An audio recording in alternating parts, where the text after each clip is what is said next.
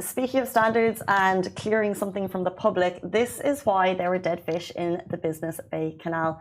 So we all saw the videos of the dead fish. They've been all over social media in the last few days. People were speculating, was it due to the floods? Maybe, for example, there was trash in the water and that led to it. However, Dubai municipality have addressed the concern, stating that weather changes and rising sea surface temperatures are the cause. Which is what we've talked about last week. And it honestly, it amazes me at this point because, you know, a lot of the, we do tend to, let's say, like, judge and not understand that, you know, because of like, we go like, oh yeah, it's because of the dirt of the water, all of these things. Yes, of course, you know, you have to keep, you know, our earth clean so we can live longer. But of course, you know, because of the weather changes and climate change as well, you know, it actually plays a huge role.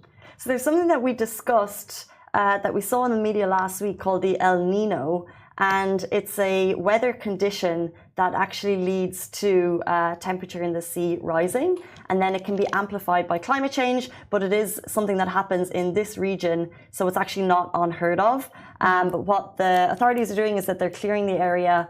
I just feel bad for the poor fishies, you know. Dubai municipality, they actually tweeted the story. They said they confirmed that the fish deaths seen in some water channels in Dubai are a normal natural phenomenon due to weather changes and rising sea surface temperatures. Specialized teams are managing the situation by removing the dead fish. Of course, because, you know, like, again, like the, and you know, that you've just mentioned, you know, it releases more heat into the atmosphere. And of course, you know, with the heat that is like in Dubai, it is, I would say, maybe, I